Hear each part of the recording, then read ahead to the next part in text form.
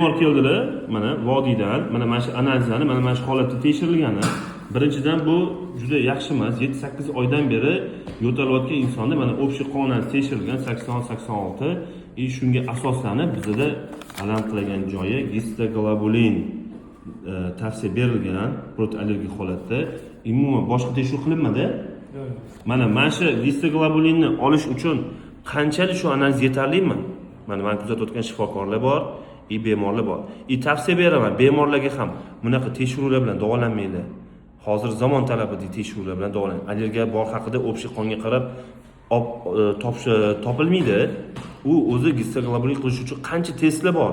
Immunoglobulin Y'si bor, M'si bor, G'si bor, allergiya panel borda, buni kelajakda qilinayotgan bunaqa asosiy tekshiruvlar bilan davo qayerga ta'sir qiladi?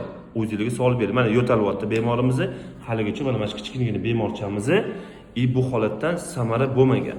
Hech kimga bunaqa holatda tavsiya bermayman.